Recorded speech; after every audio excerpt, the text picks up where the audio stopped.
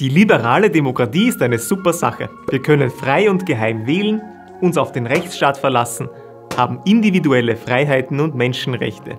Aber es gibt Leute, die damit ein Problem haben und es werden immer mehr.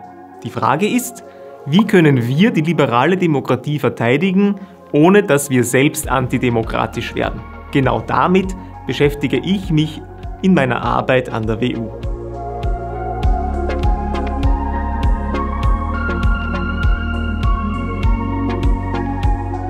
Mein Name ist Ulrich Wagrandl, ich bin Universitätsassistent am WU-Institut für österreichisches und europäisches öffentliches Recht. Es gibt verschiedene Strömungen, die unsere liberale Demokratie ablehnen.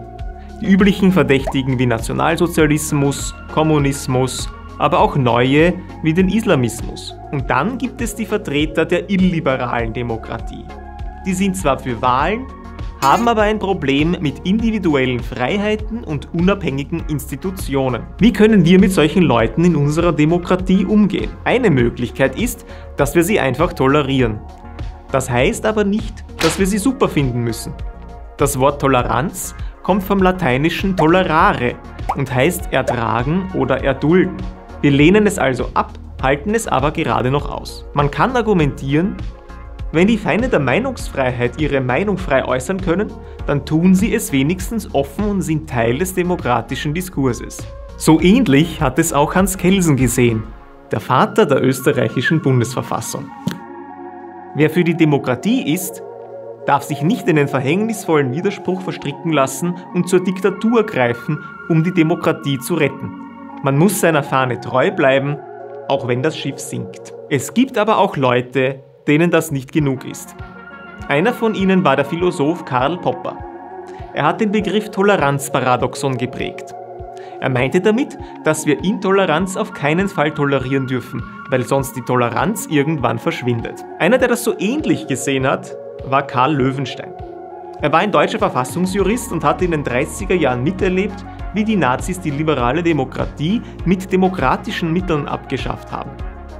Joseph Goebbels hat sich darüber sogar lustig gemacht und es als die Dummheit der Demokratie bezeichnet. Damit das nicht wieder passiert, hat Karl Löwenstein die wehrhafte Demokratie geprägt.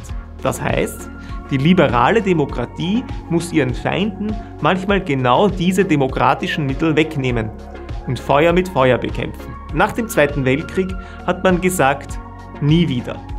Und darum hat man in Österreich und Deutschland die wehrhafte Demokratie eingeführt. Unsere Demokratie hat quasi Schwert und Schild bekommen. Der Schild ist die Prävention und die fängt schon in der Schule an, wo liberal-demokratische Werte vermittelt werden sollen, aber auch bei Integrationskursen. Das Schwert sind Verbote. Man kann Parteien verbieten, Versammlungen verbieten, aber auch Symbole und Meinungsäußerungen. In Österreich und Deutschland machen wir genau das, wenn es um den Nationalsozialismus geht. Alles, was damit zu tun hat, ist bei uns tabu. Aber ein Schwert kann eben auch gefährlich sein. Bei Nazis ist die Sache noch klar. Aber wo soll man die Grenze ziehen? Sollen wir Ungarn wegen Viktor Orban aus der EU ausschließen? Darf es eine Partei wie die AfD geben? Dürfen radikale Islamisten bei uns für ein Kalifat demonstrieren? Auf solche Fragen gibt es keine einfachen Antworten. Verbote sind jedenfalls nur das letzte Mittel, wenn nichts anderes mehr geht. Denn das zugrunde liegende Problem können sie nicht lösen. Darum müssen wir gut aufpassen, dass wir die Grenzen der Toleranz nicht vorschnell ziehen. Noch einmal zur Erinnerung: Toleranz kommt von Ertragen, nicht von Gutfinden. Aber vielleicht sollten wir uns nicht immer an den Extremen orientieren. Die Bundesverfassung ist da schon mal ein guter Anhaltspunkt.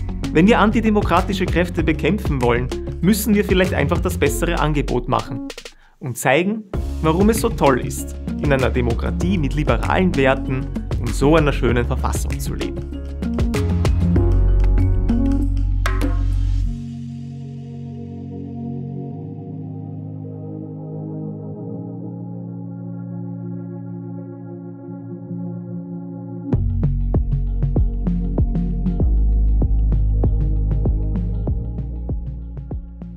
So ähnlich hat es auch